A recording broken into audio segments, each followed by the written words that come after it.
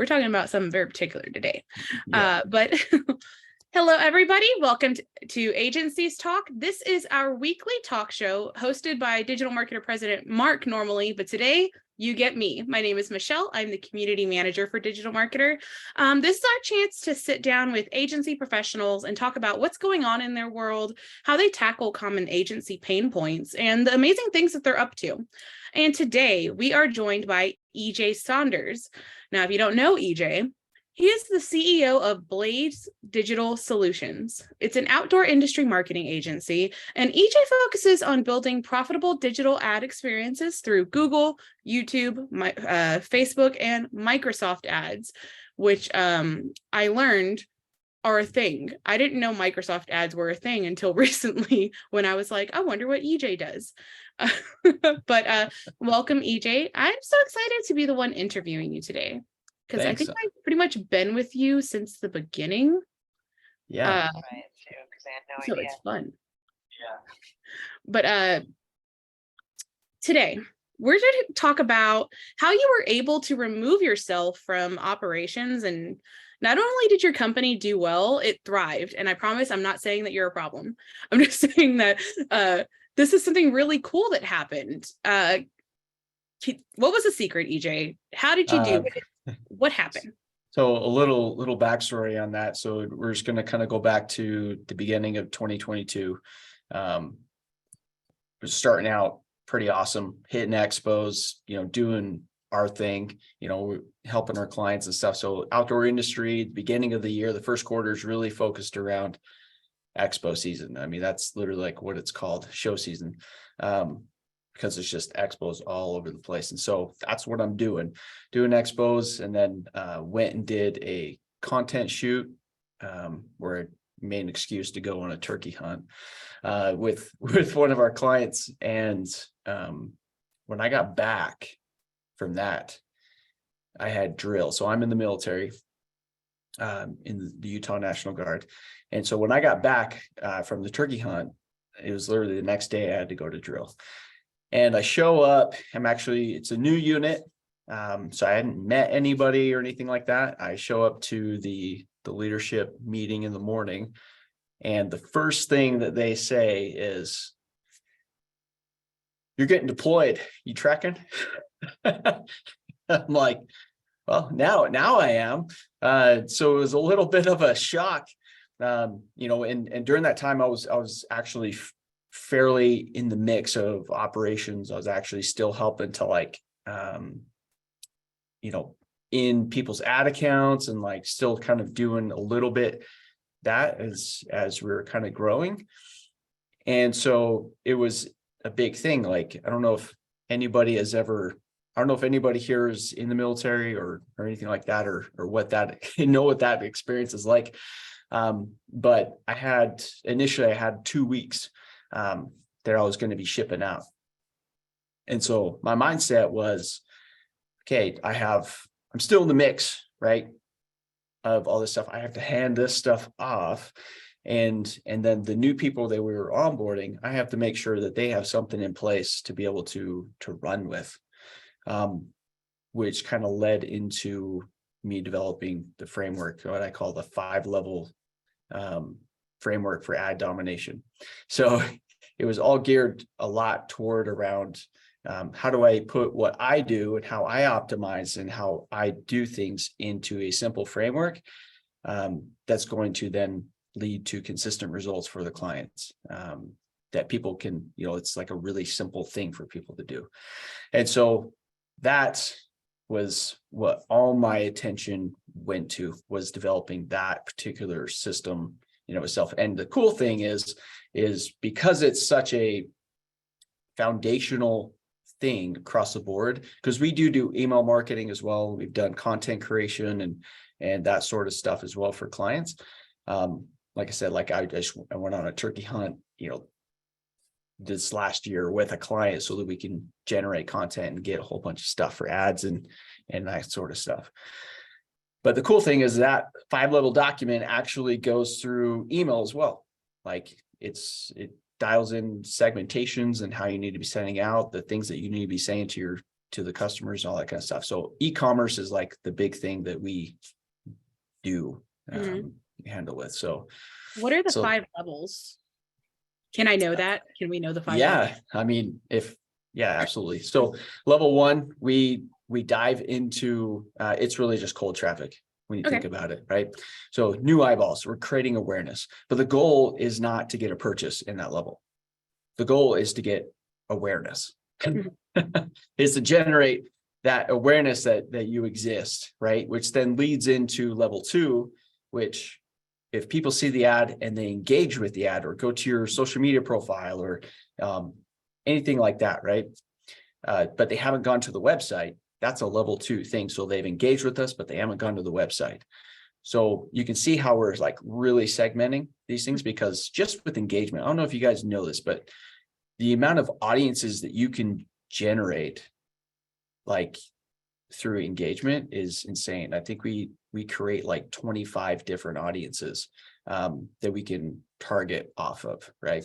Wow. All the different level. And I think there's even more than that, to be honest. And so we get really like dialed in on and really granular on that level, so that we know, like if somebody sends us a DM on Instagram, guess what? We have an audience for that. We could target those people specifically. And so, but all across, so we're generating all these audiences. Initially, we kind of build out, I think it's like 50 to 75 different audiences across, Facebook, Instagram, and Google Analytics. I don't know if you guys know that you can actually build audiences, custom audiences based off of website traffic and all that kind of stuff in Google Analytics, and then transfer that to Google Ads. And then you can actually use some of those audiences in Bing as well, or Microsoft. So, which is cool. So we do that. And then level 3 is really people who've been to the website in general. So the key with generating awareness, creating that engagement. So you can see like the pattern of this, right? It sounds really familiar with the customer value journey. But once we create that engagement, we're trying to just drive people to the website. So if we're going from level 2 to level 3, we'll send people to blog posts. We'll send people to email sign up. Like lead generation is going to be huge at the level 2 area, just to get people to the website. But though is the main goal. So we want to get people to the website, and we want to kind of get them to the path of going to the product page and all that kind of stuff. Level 4 is all about abandoned cart. So if you've been to the website, you've added something to the cart, and then you leave, it's one thing I was talking to Mark about. It's like if you had a store and somebody walked into the store, went and grabbed something off the shelf, and then went and stood in line to check out and then just left. It'd be kind of a problem. You would want to know why they were leaving, especially if you had a lot of people doing that. So, but a lot of people don't really think about it in that format when it's online. But a lot of times, you have 30, 40, you could have 50, 60% abandoned cart rate, which is insane. So we want to really focus in on that level of like, what is our cart retention rate? Like, what is our actual conversion rate and sales and stuff like that kind of happening in that, on that level, which then leads into level 5, which is our current customer list. That's like the best audience you could have, right? It's the most engaged. They've already purchased from you. They are your buyers. So we continue to sell to them and upsell and cross sell and all that kind of stuff. On that front. And then along the way, we track metrics, right? So the awareness stage, we're tracking, how many people we've reached, the impressions we got, and that sort of thing. Level 2, we're tracking, the engagement, obviously, but then how many people actually click, so our click-through rate and all that kind of stuff. Level 3, we're saying, okay, how many people actually made it to the website? How many people went to certain pages, and we're building audiences. If we're driving traffic specifically to a blog post or something like that, we'll build audiences specifically for the traffic that we're actively sending to those pages. So all the product pages, category pages, blog pages, all that kind of stuff, which is a huge deal because, you can retarget off of that blog post like there's a million different ways you can go with that. So you just created the system and we're like, all right, guys, I'm out. Here's this thing that I made, run with it. Yep. Yeah. I put it in a document and just kind of ran with it. And I'm like, there's metrics that you need to track.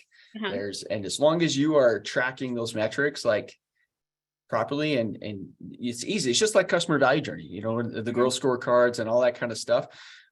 It's very easy to pinpoint where the issue is. If you're having not a lot of conversions, but yet you have people going to a product page, but they're not adding anything to the cart, for example, that's very easy to identify in that growth scorecard, in that metric. So you can put a lot of attention in that one area of like, okay, we need to get people just to add something to the cart. What's the next logical step that people need to take in order to make a purchase?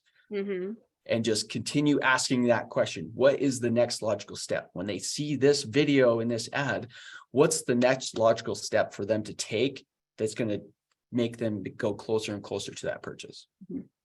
A note that we did not ask him to plug the DM scorecard. It just happened naturally. Yes. Well, that was great. That kind of brings me to my second question. So you obviously provided all of that, but when you were gone or out of pocket, really, was there like an interim EJ?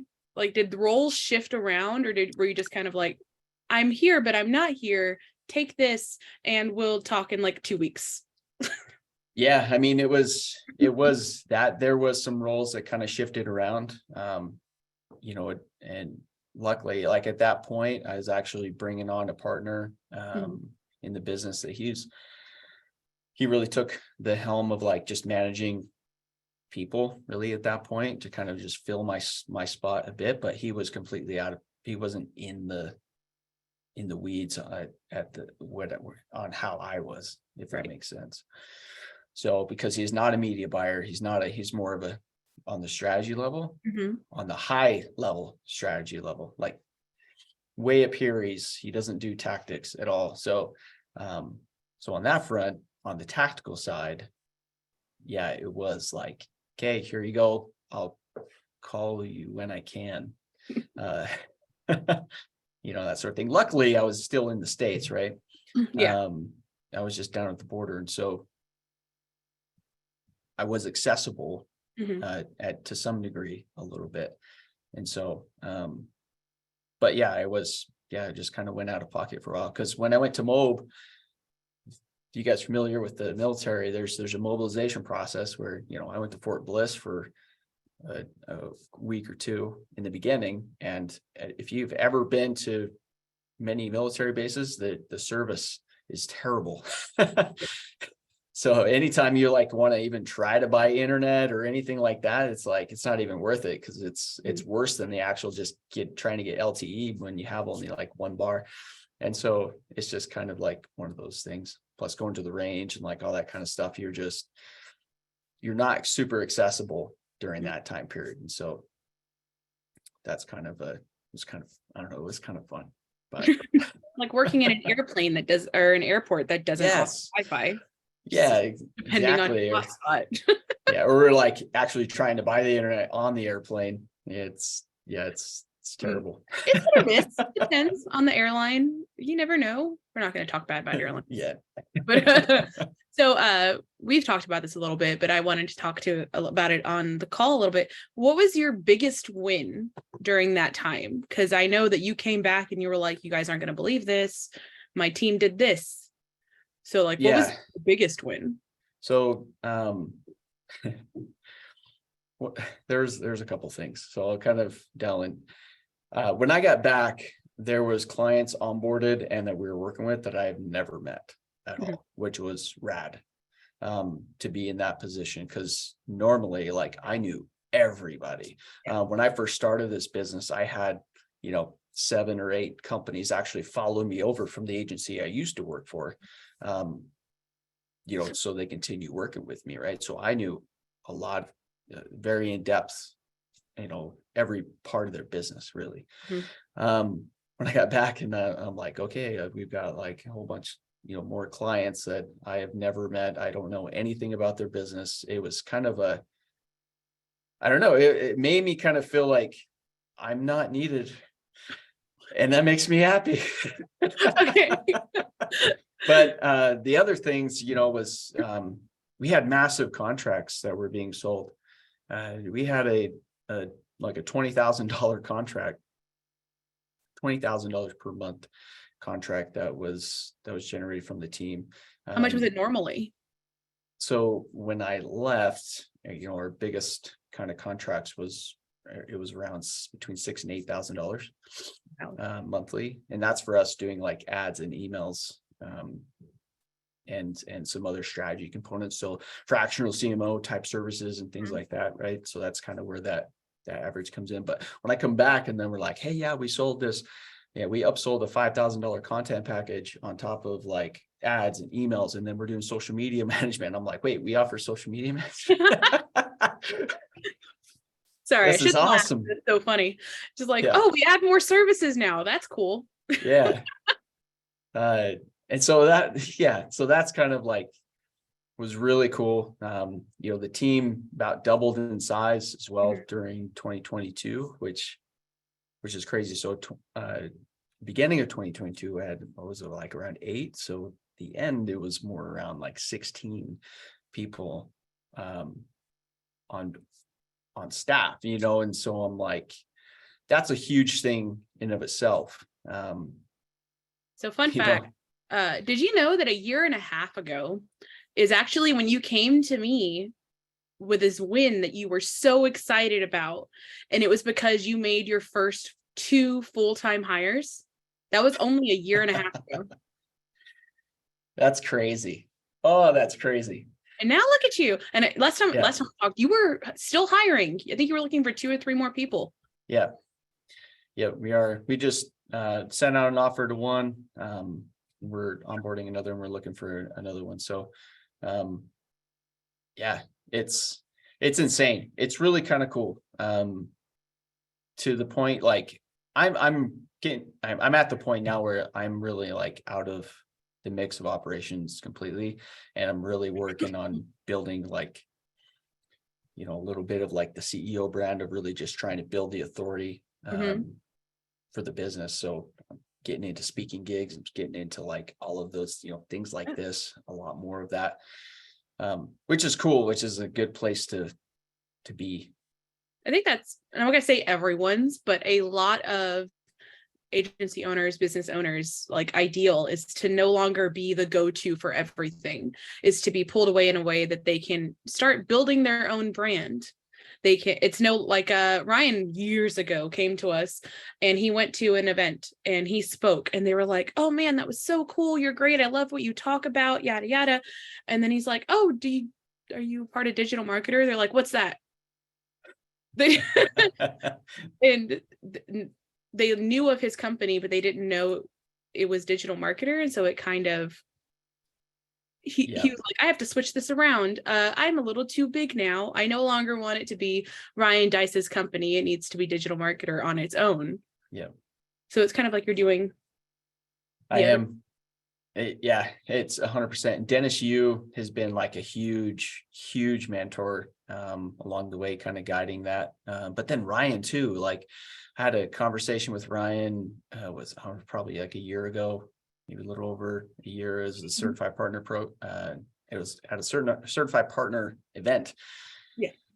And I asked, because at that point I was like, hey, I've got, it was like 6, I'm looking to get in like 8, 10 employees. Like, what do I need to do next? And like his whole thing was like, you need to create systems so that you're not reliant upon people. You can hire the people to run the systems. And so that's when my mindset really started to shift. And then the deployment really just catapulted. It like forced me to go directly into that mode. Even though we've been kind of dialing in some of the systems along the way. It was like, okay, like there's no choice. I have to make this happen. And so the systems really is like key component in a lot of that. And so, and to be able to now separate, to where it's like Blaze Digital is its own entity, and then I am just me. I run Blaze Digital. Yeah. But I legitimately just run it. I'm not like, in it, if that Yeah. makes sense, which is Yeah. cool. Total. I How does blame it. Go ahead. I'm curious, like how it feels to be disconnected from that kind of day-to-day work. It's You're not hard. doing all of that anymore. It's hard at times because sometimes I really just want to jump in and do stuff. But at the same token, if I jump in and do something, I'm just going to screw it up at this point. When you're gone for 6 months and you're not doing anything, and like that amount of time away from doing anything like that, you're the team, the people, even the clients, they've developed that relationship now with like the account managers and with the media buyers that are currently running things and stuff. And so it's kind of like crap. If I do now insert myself, it's like reverse. If I do insert myself, at least, to some degree or too much, or, instead of just giving advice or anything like that, I'm going to just screw it up. And so I'm trying to like really guard myself and being like, no, I can't jump in because I don't know. I don't want to jump in the mix and you're like, know what's going on. And then I come in and be like, oh yeah, let's just change all of these things. Then all of a sudden it tanks. Then I'm going to be like, oh crap. Fair enough. Yeah. What were some of the key factors about your agency's success during this time? Like, was there anything that stood out as like, this is why we are where we are now? Yeah. So obviously the systems is the one thing, but my operations manager has done an incredible job at team culture, building a culture inside the company that there's like this massive trust factor. They went in even and kind of created, because we're mostly all remote, right? And so, but they created like teams to where they would get one-on-one with one another. And then they started doing it in somewhat of a groups of like, all right, guys, let's talk about just our general fears and anxieties, like what's going on in everybody's life. How can we help support one another? Like all that kind of stuff. That really has built like such a strong interweaving within the team. And so I would say that is done, like, that's one of the things that I've kind of have seen that's been incredible for growth, really, because when the team's so interconnected like that, they can jump in and help and do all sorts of different things, for the client, give all sorts of different ideas. They're just really comfortable.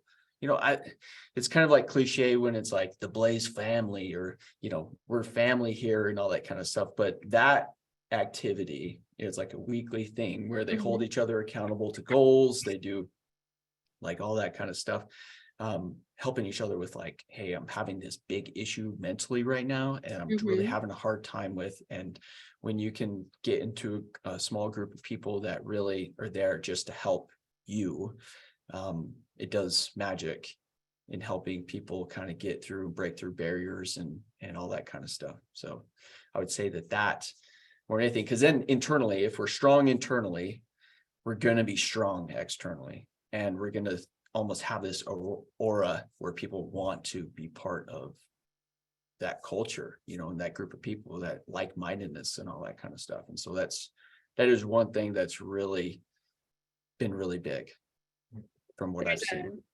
There's something to be said for that, and no one judge me. I do community for work, so I understand what EJ is talking about here with the community that was built within his own organization. An internal community is very important, and that's that people and the culture and whatnot.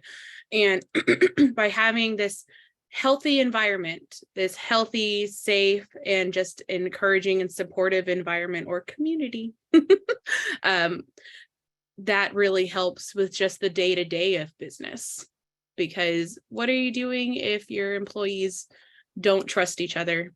They don't really know each other, and they're not talking. How can they work cohesively? How can they be their best selves? That's it.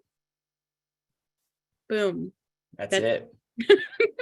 there's one thing to take away. If anybody, I know there's probably a lot of people here that do have, a team structure behind them and stuff like that, like building that strong team internally, man. And this is like one of the reasons why we do this big team event in the third quarter of the year and go to TNC, like as a team.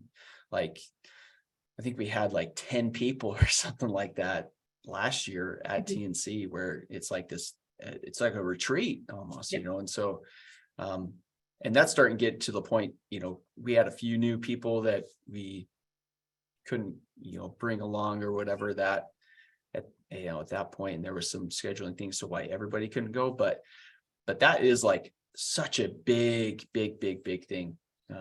When you can learn, grow, and because it's like the military, right? Anytime you have people next to you that are going through something very difficult, you build this, I don't know, I call it like an extreme bond with those people, right? And even though like this last mission I was on down at the border, when I was up, I had to go up to Camp Williams to do some stuff, just to kind of do some supply things and stuff like that. But I ran into one of the guys that I was on the mission with, and it was like, it really is like, it's my brother, even though I wasn't in like a combat situation or anything close to that. But at the same time, like, we were both away from family. We both had kids. We both like had that struggle. And anytime you can go through a struggle like that and get through it on the other end, and you're helping each other through the entire way, you build such a strong bond that's, that is almost inseparable to a lot of degrees. And so when you can build that inside the culture of your company, it is incredible to see, because then when everybody gets together for quarterly planning sessions and all that stuff, it's like a family reunion, or everybody's just like, it's crazy. Like the fun that people have, the smiles, the synergy, the energy that everybody kind of brings to it. It's incredible. And so, yeah, love it. Kind of reminds me of that old saying of like, happy wife, happy life, happy staff, happy customers. Yeah. We're going to make that a thing now. It's so true, man. Culture is such a big thing. It's huge. Quick reminder for everybody, if you have questions for EJ or wanted to come off mute and say something, you're welcome to do that. This is not the Michelle show. It's actually the Mark show, but he's not here. So, anarchy, we're doing what we want. But in time, I did have a question. Oh, yeah, Dave has a question. Go ahead and come off mute. Raise my hand.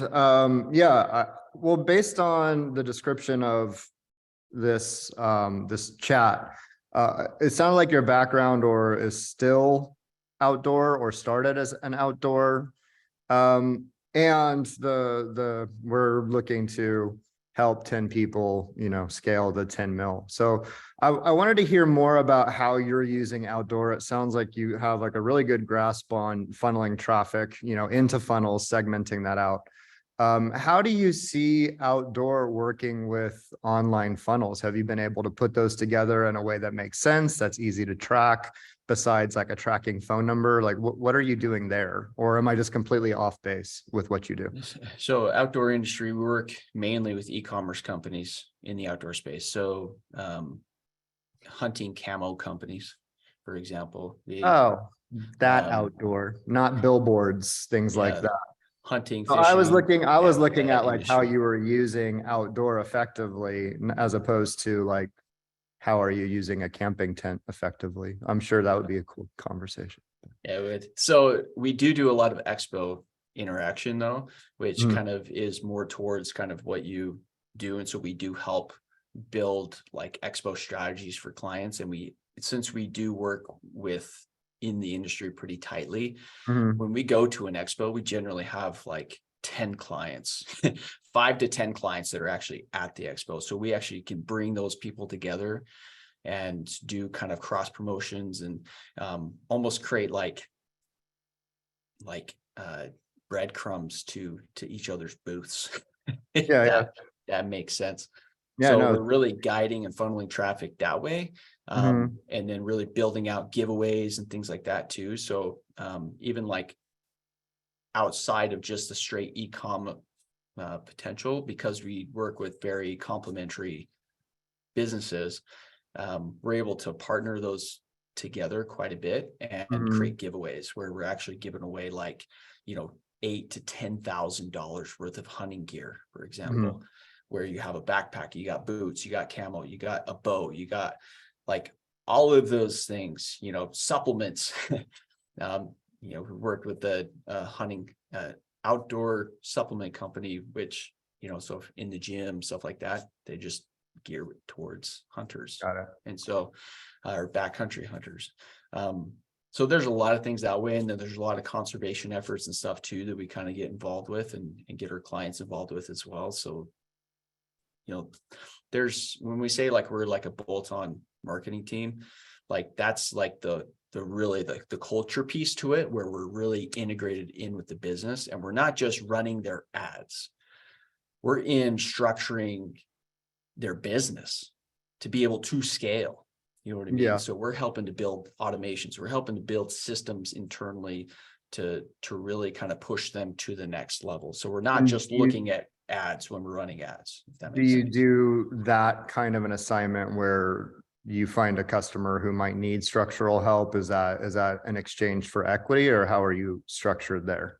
I have done that in the past, and I've pulled out every single time because I've just done it incorrectly. But some of that, or we'll introduce. So I actually have a lot of friends and a lot of contacts that are like funding, for example. I have helped structure funding for some of my clients. Okay, got it. And then can you speak? Oh, I'm sorry. Go ahead, please. No, you're good. You're good. Okay. And then can you speak to, so I've seen sort of statements, we want to help 10 people make 10 mil. Like I've seen that narrative in marketing before. So I'm curious if you can speak to like what you're doing there. Like some people actually structure it like they're legitimately trying to do it. They're not just looking for 10 new customers. So are you looking for 10 new customers, or do you actually have some sort of a special thing going on? And obviously not marketing for free, but what is your 10 customers to 10 million promotion look like? So that's like our clients. We want to help 10 businesses reach $10 million annual revenue within the next 10 years. So, and are those 10 people paying you full price to do that? Or is there some sort of a promotion that you're doing? I'm just trying to get what that is. Yeah, no, they're paying for it. Yeah, okay. So it's really like, when you think about it like this, right? If we're like a growth team for companies, and so if they was to go and hire a marketing team internally, they're going to be spending probably 4 times what we're going to charge. Yeah, I'm a right? CMO. I'm a chief marketing officer. So I got your world. I've been here for 15 years. I completely understand what you deal with. So it's like, I'm not asking if you're giving away your services for free. I'm just curious if you actually have a true promotion there, or if that's just a way that you're saying we're looking for 10 new customers. Yeah. Like, I mean, it's no bad, neither one's right, bad, good, wrong. Like, I'm just curious, like if that's a promotion or not. That's all. Yeah. It's not a promotion. It's our mission. Okay. Got it. Perfect. Yeah. Cool. So we're onboarding new clients, and some clients just don't fit the bill. Some clients, you start scaling them up close to 7 figures, and they're like, I don't want anything to do with this. And I'm like, okay, cool. Well, there's no sense in, we're going to, either look at offboarding you, or we're going to look at just kind of keeping you where you're at, and then move our, not including you in on one of those 10 that we're going to help to scale to $10 million. Okay, that got make it. Sense?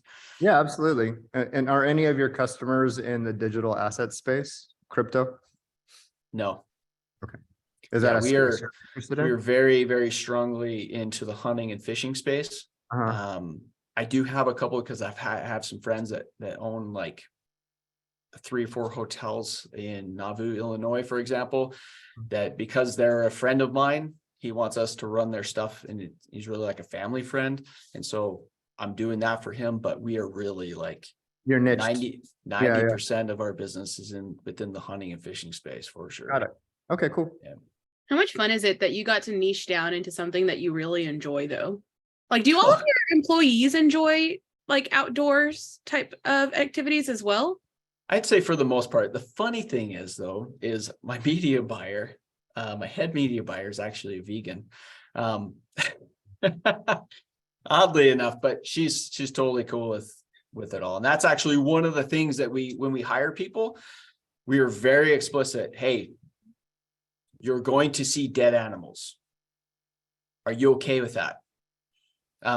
You're going to be seeing it a lot, like, pictures coming in, videos, all that kind of stuff. We have to like come in and kind of edit different things and put ads together and all that kind of stuff. And so, but it is very cool to see, to be in a space where I enjoy. The cool thing too is like a lot of these businesses, they'll just give us their products so that we can Ask. right. And so we've got a whole, like, I've got an entire like wardrobe of hunting camo. For example, I've gotten a bow given to me. I've gotten a rifle given to me, all that stuff over the years, of course. But yeah, like we just had a client who does like game calls. She just sent over a whole bunch of her elk calls and stuff with reeds and tubes and all that kind of stuff. And so that we can kind of help with some of the content creation, but then we can kind of do some other promotions and images and stuff for ads and kind of put some of that stuff together. And so it's really We'll never go without hunting gear. It's so true. It's so true. So kind of back toward the agency type stuff. How do I ask this? How does it feel to know that you trained your team so well or hired so well that your team was able to showcase all of their talents when you were kind of out of pocket? Like, how does it feel to, not that they thrived without you, but like, how does it feel like you stepped out, but then they were just like, rather than just like, oh, we're going to do the status quo, they're like, let's just hit the ground running. So one of the coolest things I think as a business owner in general is to see people take that on and you see them empowered. You kind of handing off that responsibility and they become empowered to like take control is one of the coolest things to witness. And it really like, I don't know, a lot of times it's made me emotional. I'm kind of a little crybaby anyways, right? But it really is like, crap, this is what this thing's about. I'm going to show you something. So my operations manager, my COO, I don't know if you can see these very well, but she created these cards, right, for everybody on the team. It has our mission and our vision on there. And our vision is to inspire, mentor others so that they can grasp their potential, achieve success, and live a happy and fulfilled life. So literally when I'm seeing people take charge and being empowered, and that's almost like you can see that fulfillment coming from the inside out, that's literally the vision of the company, which is amazing, right? When you can see that happen, it moves me. Like it provides such a deep motivation for me to be like, I'm doing what I should be doing, what I was meant to do on this earth, which is huge. Like, and that's, why I want to do more of it and grow the team more and, have more success for our clients, because the more successful our clients are, the more successful we are, the more we can have this culture and these people kind of around. And so, and then on the backside of that, we have our core values, right? Which I think is another huge component. So everybody has these cards so they can have on their desk or in their wallets, because she made some smaller ones for the wallets and the bigger ones so everybody can have, wherever they want to put it, but it's like a constant reminder of like what we're doing here at Blaze and what we're really doing here at Blaze, what we're, the core of what we're doing and what we believe in, what we stand for, which is huge. I like those core values: humble gratitude, ruthless execution. Yes. Yeah. Radical creativity, assertive innovation, focused speed. Yeah. positive collaboration. Like we can do that not only internally, but we can do that with our clients. Like Right. that's where success happens. Mhm. I like it. It was I just liked how those two were right next to each other, just like so different in the vibe. Yes. So talking about this, obviously your hires were awesome. I mean, otherwise I got- you wouldn't I have got had lucky. this. I got lucky for sure. Really, because I was going to ask you about like, was there anything special that you looked for, any particular skills, any kind of particular person when you were hiring? So when I was especially initially hiring, I was hiring purely off of personality. Mhm. What their personality is like, and can I get along with them? Like, are they going to be a good fit for me to be around them? Like, do they give me that good vibe? And we do still hire on that notion today, although I'm not really in a whole lot on the hiring process too much, unless they're going to be working directly with me, and then I'm usually in on the second or third interview, depending on that position. And so, but that's really like, it's really it. Because at the end of the day, like everybody's going to say that they are the best at whatever it is that they're trying to be hired to do. I have literally I've hired people and they've legitimately have like kind of lied on their resume. Mhm. But we got a good vibe from them. We kind of tried them out and stuff. And then when we found out that, they actually didn't know anything about the position we hired them for, we had to make some adjustments and things Right. like that. And so I've learned a lot along the way too, just to kind of have a balance in between that, because we do want to make sure that they do have a skill set, and we do want to make sure they're a culture fit, but we want to make sure they're a culture fit first, Mhm. because at the end of the day, if they really are a true good fit there, like everything else can be taught, when it really comes down to it. Like Yeah, I can digital teach marketer hold a people. similar Yeah. I can- idea, or at least Ryan would say it. It was like, if we can't teach anyone marketing, then we aren't doing it right. Along those lines. Yeah. So I get it. So we got a little bit left. So if anyone else has any questions, feel free to drop them in there. But now I'm curious about, what are the future goals for Blaze Digital? Because you guys had such rapid growth and success, and you scaled so quickly, obviously we're pushed to because of life happening. Mhm. So what are your home? You're back in it. What are the Yeah. So right now, like this year is really like a big goal for me, is to be out and just kind of almost like just being me and separating myself from, Blaze. Because really in the beginning, like I was Blaze and Blaze was me, if Mhm. that makes sense. It's very much, there is a separation even now. And so now it's like, I'm building my own social media components and building my own CEO brand or whatever, and really like separating that so that I can just be me, and then Blaze is just an extension of me, right? Of what we can do. But growth is going to be huge for what we want to do. So year one, we made like $100,000. I made $100,000 and it was just me pretty much. Year two was a 300% growth.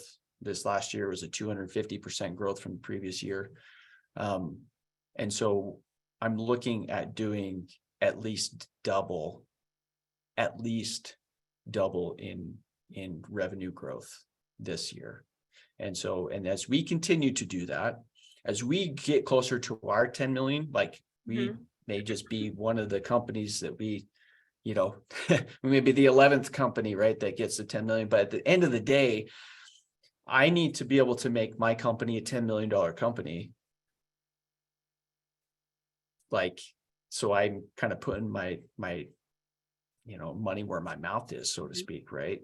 And so that is like the trajectory for me, is I got to build this company now to $10 million annual revenue, as we help the others.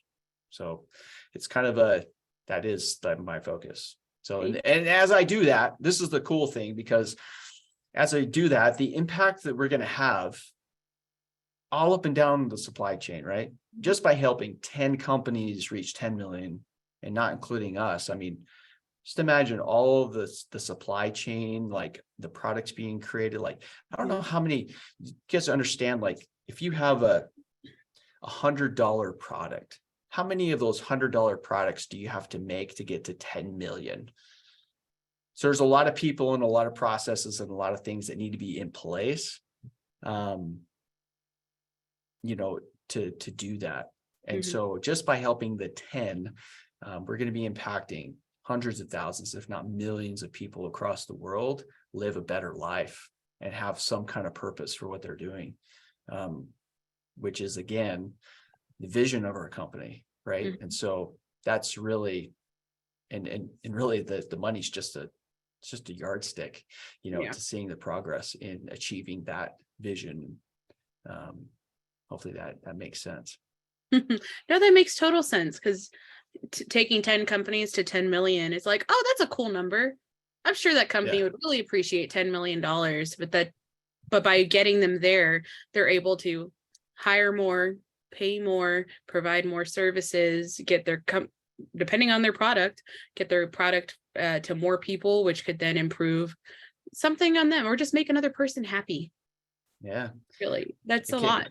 100%. Like, you know, somebody buying any kind of piece of gear, you know, improves their life to some degree. They're buying it to be able to improve their life to some degree. And so, yeah.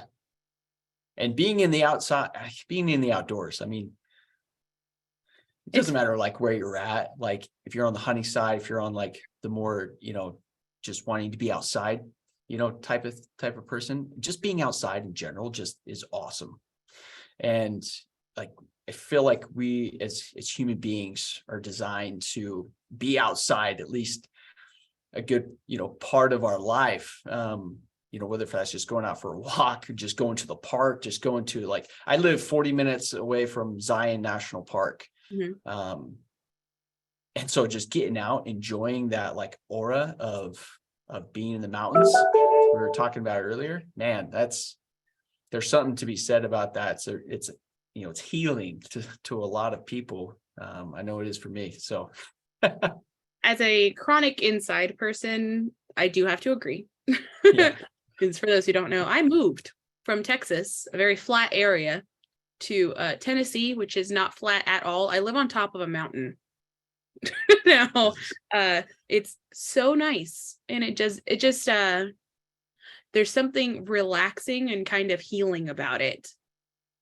Because I get to look out. It's like, oh, there's fog, but then also there's 20 other mountains. Yeah. Just nice to see. And I am a chronic inside, read a book, play a video game type of person. Yeah. Going outside and getting that crisp mountain air, like there really is nothing else like it. You know, it's just what is amazing. that? I breathe better. What is the air tastes better here? I love it. All right, y'all. We're coming up at the end here. If you have any questions, feel free to pop them in the chat there. That was great. I like Adrian said, so good. Quality over quantity, always. Quality over quantity at all times. If someone could tell my mother-in-law that would be awesome. Quality over quantity. 100%. You can do less, but do it in a way better and charge a premium for it. What is it that saying? Charge your worth plus tax. Charge more.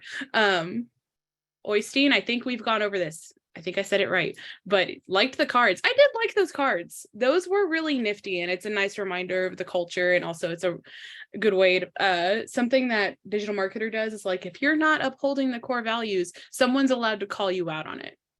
Yeah. Like if you're not loving, protecting, and respecting our customers, someone is totally allowed to be like, nope, that does not LPR. You're not allowed to do that. Yep. Well, the cool thing too is like we have a review system. This will be the last thing I'll kind of pop in here because I think it's like kind of important. So every 90 days, all of our people, whether if they're a contractor, employee, doesn't matter, they all go through it, and it's a review process.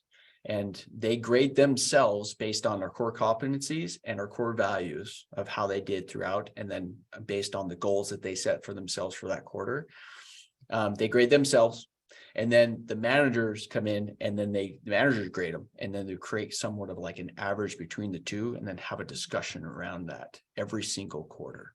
And so living up to the core values truly by action, not just by word, it's all by action. That is really like a huge thing. Communication at that level of like, you know, it's a big deal.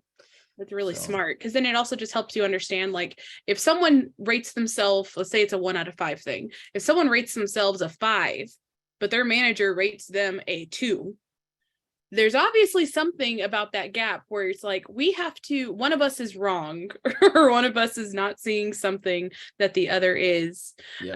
So that's a good time to just be like, kind of reassess that, just like, who is self-aware and who isn't. Right. They want to know what your camera is that you're using, EJ. I too would like to know. Do you like it? Is it good? Yes, they said it is good. Super nice quality. It is a super fancy camera. It's the iPhone 14 Pro. I love it. I have that. I don't know. You know what? I'm gonna tell you, no matter how fancy the camera, I cannot get good pictures. It's me. It's me. Hi, I'm the problem. It's me. But yeah. Yeah. That's so much fun. I need a new camera. So maybe I can just figure out how to use my phone for it. Yeah, no, it's awesome. Cameo Studio is one way to kind of do it.